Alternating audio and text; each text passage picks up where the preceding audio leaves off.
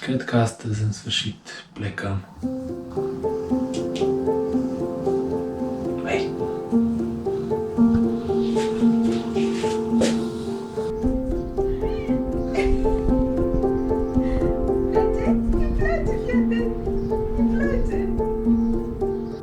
...30 mai 2020, de citit ultimele știri, declarație pentru poliția română, acte Suedia Ioana la îndemână, măști pentru mașină.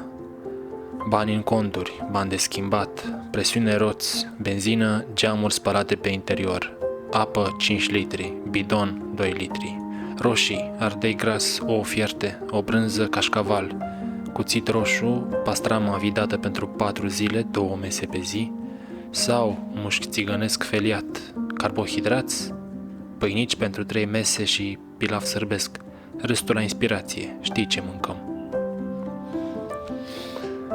Iei mâncare cât mai încarci o mașină. Dat de mâncare la motani ca să-și facă nevoile. Dat pastiluță, ștampilă veterinar, schimb valutar 1000 de lei. 31 mai. Declarație pe propria răspundere. Subsemnații Budeș, Nicolae și Ioana ieșim din țară direcția Suedia via Ungaria pentru relocare, muncă și locuință. Traseu: București, Sibiu, Deva, Nădlac. Ați plecat? Nu, încă ne-am blocat la 99%. O să vă dăm mesaj de pe autostradă, sper să mergem spre nord-vest, nu să ducem motanii la Bârlad.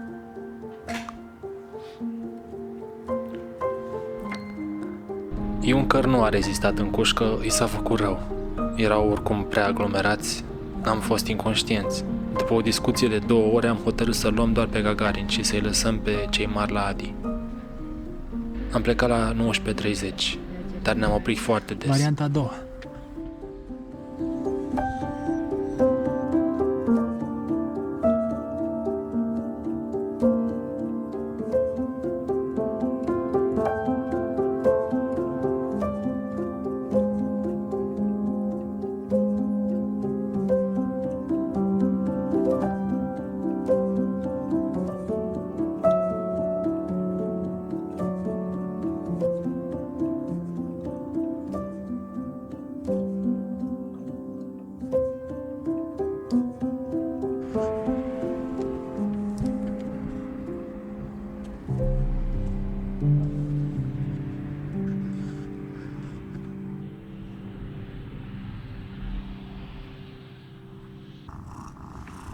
Cel mai greu a fost până la Pitești, apoi s-a întunecat și s-a mai liniștit motanul. Am ajuns la Sibiu la 2:30 noaptea, deși planificasem să ajungem la Arad. Ce acolo sus? Ia arată și mie. Aha. Un alt pat. Aha. Ah, 2 paturi chiar. Bright and early for the daily races, going nowhere, going nowhere. Their tears are filling up their glasses, no expression, no expression. Hide my head, I wanna drown my sorrow. No tomorrow, no tomorrow. And I find it kind of funny, find it kind of sad. The dreams in which I'm dying are the best I've ever had. I find it hard to tell you, find it hard to take. When people run in circles, it's a very, very mad world. Made to feel the way that every child should. Sit and listen, sit and listen. Went to school and I was very nervous. No one knew me, no one knew me. Hello teacher, tell me what's my lesson. look right through me, look right through me. And I find it kind of funny, I find it kind of sad. The dreams in which I'm dying are the best I've ever had. Find it hard to tell you, find it hard to take. When people run in circles, it's a very, very mad world. 1 iunie. Am condus cu pauze mici tot drumul până la Passau. Bietul Gagarin a rezistat aproape 15 ore în mașină. Ne-a întârziat vama austriacă și mi-a fost teamă că nu mai găsim niciun hotel care să ne primească. Dar am avut noroc. A început să iasă un fum alb pe eșapament, motorul a început în sfârșit să mănânce ulei. 2 iunie. Am început să gândim. Nu mai conducem mașina înapoi în țară, o punem pe platformă, plătim pentru un serviciu și stăm liniștiți. Am calculat, e mai ieftin să o trimitem decât să o conducem. Dar am fost mereu obișnuiți să ne ocupăm singuri de tot. Am început să gândim. Transport aerian pentru motani, nu vom zbura noi cu ei. Empatia noastră exagerată de popor estic.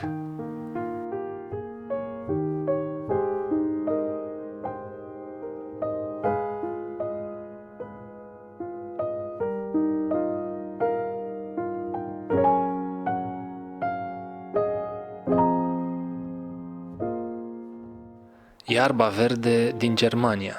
Controlul poliției. Ești drogat? Le-am spus că Gagarin a căzut din cer.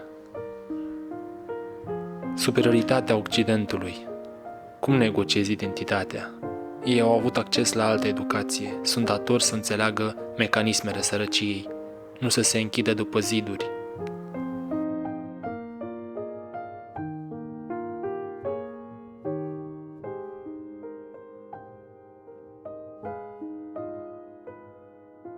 Inginerul fost comunist, fosta clasă privilegiată și țiganii, țăranii, marginalii, inegalitățile sociale și discursurile actorilor din societate, locuri comune și tipologii.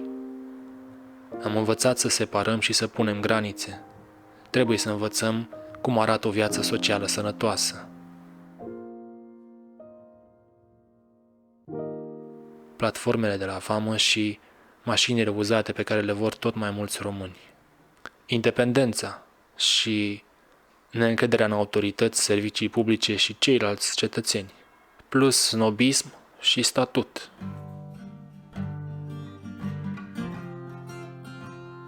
3 iunie. În Nord, viața e atât de grea încât toată lumea trebuie să muncească cu sens. De acolo vine egalitatea istorică de gen. S-a schimbat complet aerul la nord de Hamburg. Oamenii zâmbesc și plimbă animale și biciclete. O furie lungă, îndesată, bună pentru gândit. Tata nevrotic, mama melancolică. Schemele de atașament. Anxietatea și nepăsarea, cele două extreme.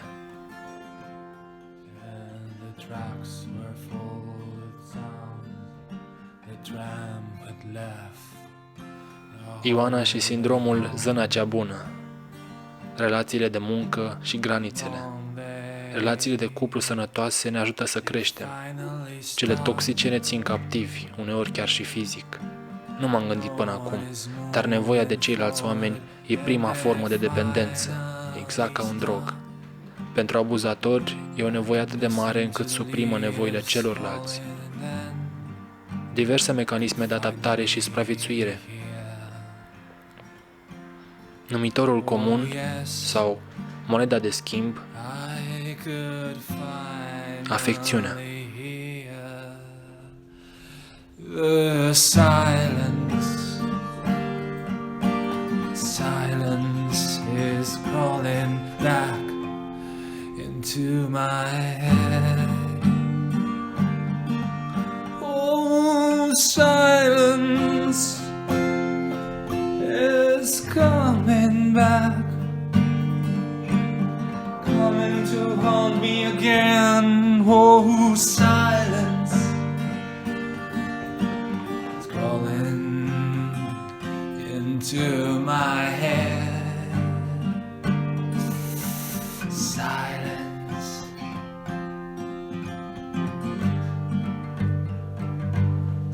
Oh, silence. Anxietatea mea și acele preavertizări înainte de a interacționa cu cineva, în loc să las să afle pe parcurs. Granițele suplimentare provocate de anxietate. Dacă poți să îmbunezi pe un partener nervos, înseamnă că încă vă iubiți.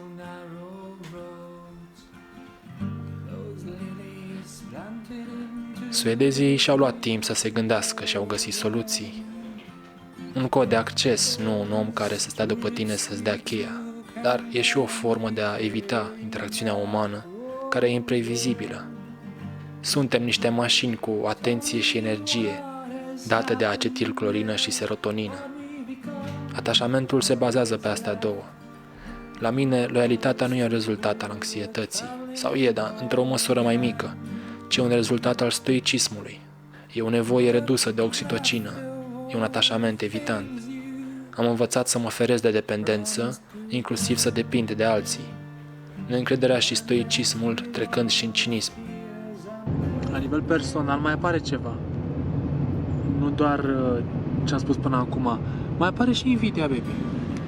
Că mă uit aici stânga, uite ce clădiri interesante și frumoase, da? Și vii și te uiți și spui, mamă, ce mișto arată, ce aș vrea să stau și eu acolo, știi? Și după aia vine așa și spune, da, mai friend, te costă 2000 de euro. Și spui, ok, 2000 de euro, după aia mergi să te angajezi, da? Și ăla spune, yes, my friend, ești pakistanez, tu poți să primești 500 de euro pe lună. Și spui, da, știi că eu știu să fac și aia, da, degeaba, că n-ai certificatul cu tare, pe care doar școala noastră ți-l dă. Deci asta e, my friend, nu ești calificat, o să-ți dăm 500 de euro pe lună. Și pe aia spui, da, eu vreau să stau și eu în blocul ăla șmecher. Cine n-ar vrea, știi? Da, e țara lor, adică până la urmă. Păi da, repet, tu vii aici ca să stai mai bine, nu mai e rău, știi? It's finally silence. It seems to be coming down the door, it's coming. Oh, it's finally silence.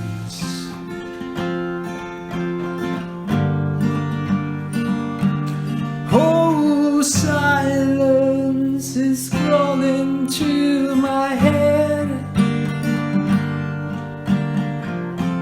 Silence is coming to haunt me again.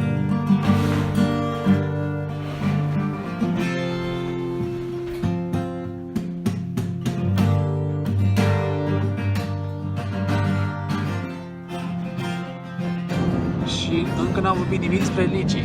Deci n-am spus o vorbă despre religie, care schimbă și mai mult lucrurile, pentru că dacă oamenii vin cu niște idei despre lume de acasă și că lumea e ceva magic și că trebuie să primească de la Dumnezeu ceva, îți dai seama cât de mult complică asta lucrurile.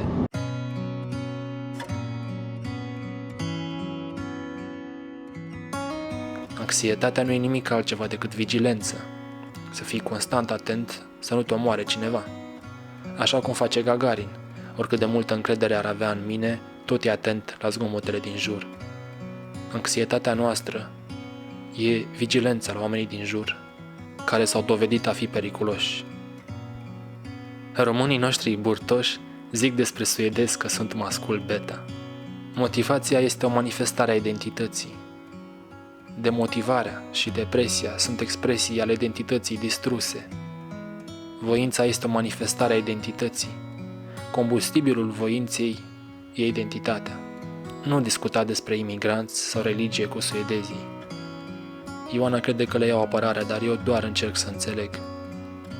Instituțiile statului și comunitățile marginale. Este o ură care se învață de mic. Exemplul cu fumătorul care trece de la 2 pachete pe zi la 2-3 țigări. Exemplul cu Gagarin în lesă, forțat să meargă. Ori îl gâtui și moare, ori mă mușcă el pe mine. Dubla mea identitate de privilegiat și de imigrant. Se pierd multe mesaje în traducere și toată lumea e pasionată de propria opinie. Este dialogul noi și ceilalți, eternul conflict dintre sine și celălalt.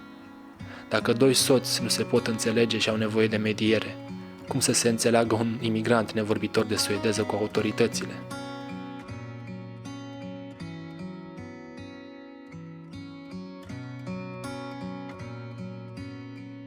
Lumea din jur trebuie să fie fixă. Pe asta se clădește identitatea. Religia complică lucrurile pentru că te face pasiv. Aștepți să facă cineva totul pentru tine. Așa ajungi la șefii de gașcă și la mafie, dependența de un telefon, în interacțiunea cu autoritățile și nevoia de internet, digitalizarea statului. E mobilitatea redusă a migranților și mirajul unei utopii, doar că fiecare vede utopia asta în felul lui. Suedia de acum e ca o petrecere cu pancări și maneliști.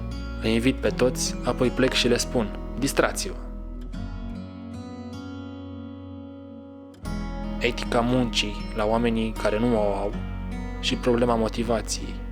Și mai e invidia pentru un stil de viață lăudat, dar pe care nu ți-l permiți. Speranțele mari care la a doua generație și la a treia devin imperative. Problemele mari nu sunt la prima generație. Prima generație știe că e musafir. Căutarea identității apare la a doua și la a treia generație. Vameșul german m-a făcut să mă simt intrus. Suedezii nici nu au verificat, au fost foarte relaxați. Cât de personală poate deveni relația cu autoritățile. Confuzia de valori e foarte mare la a doua generație. E ca la aliaje, nu toate sunt viabile. Unele ajung la marginea societății. Etica protestantă și cultul muncii. Fragmentarea bisericii în vest și centralizarea bizantină din est. Muncitorii de pe șantierul din Lund ascultă David Bowie. Singurul străin întâlnit în oraș era un român care cerșea. Ceilalți, fete care râd, profesori plini de energie. Gustul dulce amăruit de a fi aici în Suedia, dar atât de târziu. Pe autostradă, banda de atenționare de ieșire în decor te scoală și din morți. Niște danezi tineri fac pipi la copac. Nu e corect să venim noi să ne bucurăm de ceea ce au construit ei o viață întreagă. E ușor să găsești lucruri care nu-ți plac la oamenii pe care deja îi urăști. Pe de altă parte, am venit să muncesc, nu să primesc de pomană. Plătesc pentru ceea ce beneficiez prin bani sau impozite. Dar dacă eu vreau să fac un grătar și ei nu vor, au să spună: uite românul cum face grătar, dacă ei sunt vegetariani. Dacă nu te integrezi, ajungi să reziști culturii gazdă, mai ales dacă gazdele sunt reci, și te apropii tot de cei ca tine. Dacă nu găsești un loc de muncă, te întrebi de ce nu găsești. Păi cine ar vrea să angajeze un om cu reputație proastă? Nici nu e dispus să încerce. Pe de altă parte, dacă mă primește la interviu și se uită la mine ca la o mizerie, nici mie nu-mi vine să mă mai duc la interviuri pe viitor. Și atunci se creează această prăpastie. Tot mai greu ajung la muncă, la bani. Sunt captiv. Și la un moment dat, în funcție de psihicul meu, de câtă răbdare și voință am, dar și de anturajul pe care l-am și valorile pe care mi le insuflă, e posibil să ajung în delicvență.